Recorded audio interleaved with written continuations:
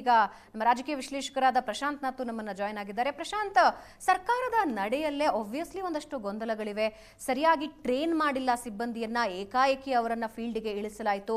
Server is not working, ಅಂದ್ರೆ app work ಆಗ್ತಾ ಇಲ್ಲ ಅನ್ನೋ ಗೊಂದಲಗಳು ಬಹಳಷ್ಟು ಕಡೆ ಕಂಡು ಬರ್ತಾ ಇದೆ. ಜೊತೆಗೆ ಧರ್ಮ ಮೆನ್ಷನ್ ಮಾಡಲಾಗ್ತಿದೆ, ಜಾತಿ ಮೆನ್ಷನ್ ಮಾಡಲಾಗ್ತಿದೆ. ನ್ಯಾಯಾಲಯದಲ್ಲಿ ವಾದ ಸಾಮಾಜಿಕ ಮತ್ತು ಶೈಕ್ಷಣಿಕ ಸರ್ವೆ ಇದು ಅಂತ. ಇವತ್ತಿನ ವಾದ ಪ್ರತಿವಾದಗಳನ್ನು ನೋಡಿದ್ರೆ ಏನನ್ನಿಸ್ತಾ ಇದೆ? ಅಟ್ ದ ಸೇಮ್ ಟೈಮ್ ಇದರ ಮುಂಚೆ, ಇದಕ್ಕೂ ಹಿಂದೆ ಇಂತಹ ಪ್ರಕರಣಗಳಲ್ಲಿ ನ್ಯಾಯಾಲಯ ಯಾವ ಸ್ಟ್ಯಾಂಡ್ ತಗೊಂಡಿದೆ?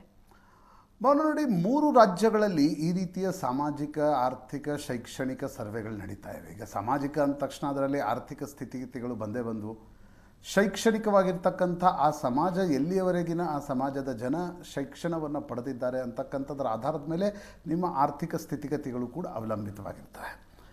2013ರಲ್ಲಿ ಕರ್ನಾಟಕ, ನಂತರ 2020ರ ನಂತರದಲ್ಲಿ ಬಿಹಾರ್, ತೀರಾ ಇತ್ತೀಚೆಗೆ ತೆಲಂಗಾಣ, ಈ 3 ರಾಜ್ಯಗಳಲ್ಲಿ ಈ ರೀತಿಯಾಗಿರ್ತಕ್ಕಂಥ ಸರ್ವೇಕ್ಷಣೆಗಳು ನಡೆದಿವೆ.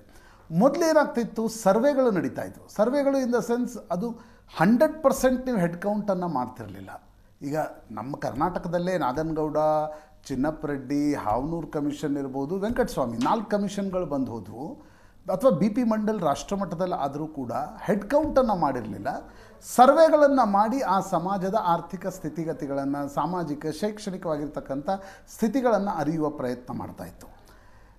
ಬಿಹಾರದಲ್ಲಿ ಈ ಪ್ರಕರಣ ಹೋದಾಗ ಕಾನ್ಸ್ಟಿಟ್ಯೂಷನಲ್ ಪವರ್ ಉಂಟಾ ಇಲ್ವಾ ಬಿಹಾರದ ಹಿಂದುಳಿದ ವರ್ಗಗಳ ಆಯೋಗಕ್ಕೆ ಅಂತ ಮ್ಯಾಟರ್ ಹೈಕೋರ್ಟ್ಗೆ ಹೋಯಿತು, ಪಟ್ನಾ ಹೈಕೋರ್ಟ್ಗೆ. ಪಟ್ನಾ ಹೈಕೋರ್ಟ್ ಮೊದಲು ಕಾನ್ಸ್ಟಿಟ್ಯೂಷನಲ್ ವ್ಯಾಲಿಡಿಟಿ ಮೇಲೆ ಸ್ಟೇ ಮಾಡ್ತು.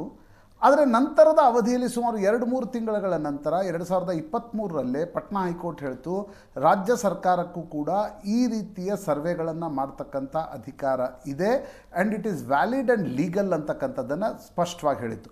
ಸ್ಟೇ ಮಾಡಿದ್ದು ಕೂಡ 2-3 ವಿಷಯಗಳ ಮೇಲೆ. ಒಂದು, data integrity, individual identity, data security. ಈ 3 ಆಧಾರದ ಮೇಲೆ ಪಟ್ನಾ ಹೈಕೋರ್ಟ್ ಅದನ್ನು ಸ್ಟೇ ಮಾಡಿತ್ತು.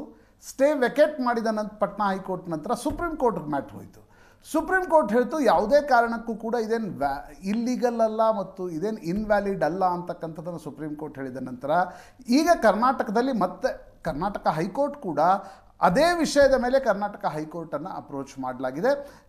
ನ್ಯಾಚುರಲಿ ಜನಗಣತಿ ಕಮಿಷನ್ಗೆ ಇರ್ತಕ್ಕಂಥ ಒಂದು ಕಾನ್ಸ್ಟಿಟ್ಯೂಷನಲ್ ಮ್ಯಾಂಡೇಟ್ ಏನಿದೆ ಅದು ಹಿಂದುಳಿದ ವರ್ಗಗಳ ಆಯೋಗಕ್ಕೆ ಉಂಟಾ ಇಲ್ವಾ ಅಂತಕ್ಕಂಥದ್ದು.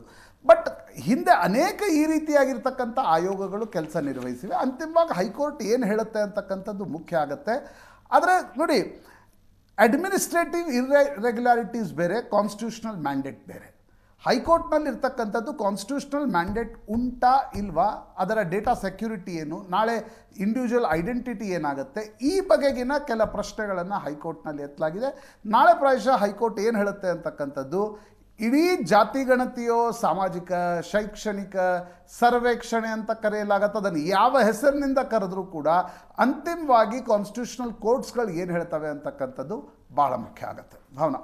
ಪ್ರಶಾಂತ್, ವಿವೇಕ್ ರೆಡ್ಡಿ ತೆಗೆದ 2 ಪ್ರಶ್ನೆಗಳನ್ನು ನಾನು ನಿಮ್ಮ ಮುಂದೆ ಇಡ್ತಾ ಇದ್ದೀನಿ. 2002ರಲ್ಲಿ ಇದ್ದ ಜಾತಿಗಳ ಸಂಖ್ಯೆ ಮತ್ತು ಈಗ ಇರುವಂತಹ ಜಾತಿಗಳ ಸಂಖ್ಯೆಯನ್ನು ವಿವೇಕ್ ರೆಡ್ಡಿ ಅವರು ಮೆನ್ಷನ್ ಮಾಡಿದ್ದಾರೆ. At the same time Christian Vokkaliga ಅಥವಾ ಬ್ರಾಹ್ಮಣ ಕ್ರಿಶ್ಚಿಯನ್ ಇವುಗಳನ್ನು ಆ್ಯಡ್ ಮಾಡಿದ್ದನ್ನು ಕೂಡ ನ್ಯಾಯಾಲಯದ ಮುಂದೆ ವಿವೇಕ್ ರೆಡ್ಡಿ ಅವರು ವಾದ ಮಂಡನೆ ಮಾಡಿದ್ದಾರೆ. How U see this?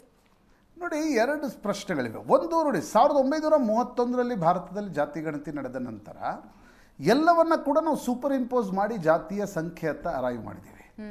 1931ರಲ್ಲಿ ಬ್ರಿಟಿಷರ ಕಾಲದಲ್ಲಿ ನಡೀತು, 41ರಲ್ಲಿ ನಡೀಲೇ ಇಲ್ಲ.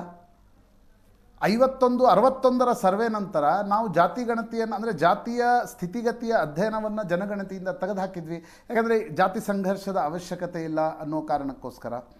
ನಂತರದ ದಿನಗಳಲ್ಲಿ ಯಾವ್ಯಾವ ಆಯೋಗಗಳು ಬಂದಿವೆ ಅವುಗಳು ಮಾಡಿದ್ದೇನು, ಆಯಾ ಸಮುದಾಯದ ಜನನ ಮರಣ ಸಂಖ್ಯೆ ಏನಿದೆ ಅದಕ್ಕನು ಪ್ರತಿ 10 ವರ್ಷದಲ್ಲಿ ಆ ಜನನ ಮರಣ ಸಂಖ್ಯೆಯ ಅನುಗುಣವಾಗಿ ಸೂಪರ್ ಇಂಪೋಸ್ ಮಾಡ್ತಾ ಹೋದ್ವಿ.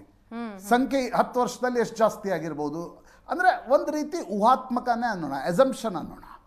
ಹೀಗಿರುವಾಗ ಈಗ 2002, 2011ರ ಜನಗಣತಿ ಇರ್ಬೋದು ಅಥವಾ ಕಾಂತರಾಜ್ ಆಯೋಗ ಮಾಡಿರ್ತಕ್ಕಂಥ ವರದಿ ಇರ್ಬೋದು, ಇದು ಏನೇ ಇದ್ರೂ ಕೂಡ ಕನ್ಕ್ಲೂಸಿವ್ ಆಗಿರಲಿಲ್ಲ. ಹೀಗಾಗಿಯೇ ಮತ್ತೊಮ್ಮೆ ಅದನ್ನು ರೀಎನ್ಯುಮರೇಟ್ ಮಾಡಿರ್ತಕ್ಕಂಥ ಪರಿಸ್ಥಿತಿ ಉದ್ಭವವಾಗಿದ್ದಕ್ಕೆ ಯಾವುದೂ ಕನ್ಕ್ಲೂಸಿವ್ ಆಗಿರ್ತಕ್ಕಂಥ ರಿಪೋರ್ಟ್ ಬಂದಿಲ್ಲ ಅನ್ನುವ ಕಾರಣಕ್ಕೋಸ್ಕರ. ಮತ್ತು ಇದರಲ್ಲೊಂದು ಪೊಲಿಟಿಕಲ್ ಕ್ರೆಡಿಟ್ ವಾರ್ ಕೂಡ ಇದೆ. ನಾಳೆ 26ರಲ್ಲಿ ದೇಶದಲ್ಲಿ ಜನಗಣತಿ ನಡೆಯುವಾಗ ಜಾತಿ ಗಣತಿ ಏನು ನಡೆಯುತ್ತೆ, ಅದರಲ್ಲಿ ಹೆಡ್ ಕೌಂಟ್ ನಡೆಯುತ್ತೆ. ಕ್ರೆಡಿಟ್ ಹಿಂದುಳಿದ ವರ್ಗಗಳಿಗೆ ನ್ಯಾಯ ಕೊಡಿಸುವ ಕ್ರೆಡಿಟ್ ಕೇಂದ್ರ ಸರ್ಕಾರದ BJPಗೆ ಸಲ್ಲಬೇಕಾ ಅಥವಾ ಕರ್ನಾಟಕದಲ್ಲಿರ್ತಕ್ಕಂಥ ಕಾಂಗ್ರೆಸ್ಸಿಗೆ ಸಲ್ಲಬೇಕಾ ಅಂತಕ್ಕಂಥ ಕ್ರೆಡಿಟ್ ವಾರ್ ಕೂಡ ನಡೆಯುತ್ತೆ. ರೈಟ್. ನೀವು ಹೇಳಿದಂತೆ ಈಗ ದಲಿತ್ ಕ್ರಿಶ್ಚಿಯನ್ನು, ಕುರುಬ ಕ್ರಿಶ್ಚಿಯನ್ನು, ಬ್ರಾಹ್ಮಣ ಕ್ರಿಶ್ಚಿಯನ್ನು, ಇದು 2013ರಲ್ಲಿ ಆರ್ಡರ್ ಮಾಡಿದಾಗ ಇದರ ಈ ಮೆನ್ಷನಿಂಗೇ ಇರಲಿಲ್ಲ ಇದರದ್ದು. ಈಗ ಇದನ್ನು ಏಕಾಏಕಿ ತರಲಾಗಿದೆ. ಹೈಕೋರ್ಟ್ ಏನು ಹೇಳುತ್ತೆ ಇದ್ರ ಬಗ್ಗೆ ಅನ್ನೋದು ಬಹಳ ಮುಖ್ಯ ಆಗುತ್ತೆ. ನಿಶ್ಚಿತವಾಗಿ ಇದ್ರ ಬಗ್ಗೆ ಒಂದು ವಿವಾದ ಇದೆ. ಆದರೆ ನೋಡಿ, ಜಾತಿ ಗಣತಿ ಅಂತಕ್ಕಂಥದ್ದನ್ನು ಏನು ಹೇಳಲಾಗ್ತಾ ಇರುತ್ತೆ, ಅದರಲ್ಲಿ ಮೈಗ್ರೇಷನ್ ಎಲ್ಲವೂ ಅಧ್ಯಯನಕ್ಕೆ ಪೂರಕವಾಗಿರ್ತಕ್ಕಂಥ ಅಂಶಗಳು ಕೂಡ ಸಿಗ್ತವೆ. ಎಷ್ಟು ನೆಗೆಟಿವ್ ಇದೆಯೋ ಅಷ್ಟು ಪಾಸಿಟಿವ್ ಕೂಡ ಇದೆ. ಆದರೆ ಇಲ್ಲಿ ಬೇಕಾಗಿರ್ತಕ್ಕಂಥದ್ದೇನು, ಸರ್ಕಾರದಲ್ಲಿ ಕುಳಿತಿರ್ತಕ್ಕಂಥವ್ರು ಕೇವಲ ತಮ್ಮ ರಾಜಕೀಯ ಲಾಭಕ್ಕಾಗಿ ಒಂದಿಷ್ಟು ಸಂಘರ್ಷ, ಅದರಿಂದ ಆಗ್ತಕ್ಕಂಥ ಪೊಲಿಟಿಕಲ್ ಕಾನ್ಸಿಕ್ವೆನ್ಸ್ಗೋಸ್ಕರ ಬರೀ ನ್ಯಾರೋ ಮೈಂಡೆಡ್ ಇಟ್ಕೊಂಡು ಇದನ್ನು ಮಾಡ್ತಾರಾ, ಅಥವಾ ಮುಂದಿನ 20-30 ವರ್ಷಗಳ ಕಾಲ ಒಂದು ಜಾತಿಯ ಕುಲಶಾಸ್ತ್ರೀಯ ಅಧ್ಯಯನ ಅಂತ ಏನು ಆಗಬೇಕಾಗತ್ತೆ. ಯಾಕಂದ್ರೆ ನಾವು ಎಲ್ಲವೂ ಜಾತಿಯ ದೃಷ್ಟಿಯಿಂದ ನೋಡ್ತೀವಿ. ನಾವು ಜಾತಿ ಮಾತನಾಡಿದ್ರೆ ಅಯ್ಯೋ ಜಾತಿ ಇಲ್ಲ ಅಂತಕ್ಕಂಥದ್ದನ್ನು ಹೇಳ್ತೀವಿ. ಆದರೆ ಪ್ರತಿಯೊಂದು ರಾಜಕೀಯ, ನಮ್ಮ ಇಡೀ ಪಾಲಿಸಿ ಎಲ್ಲವೂ ಕೂಡ ಜಾತಿಯ ದೃಷ್ಟಿಯಿಂದ ಆಗ್ತಾ ಇರ್ತಕ್ಕಂಥ ಸಂದರ್ಭದಲ್ಲಿ ಅಂತಿಮವಾಗಿ ಅದರ ನಂಬರ್ಸ್ ಏನಿದೆ ಅನ್ನೋದು ಕೂಡ ಸರ್ಕಾರಕ್ಕೆ ಗೊತ್ತಾಗಬೇಕಾಗಿರ್ತಕ್ಕಂಥ ಅವಶ್ಯಕತೆ ಇದೆ. ರೈಟ್ ಪ್ರಶಾಂತ್, ವಾಪಸ್ ಬರ್ತೀನಿ.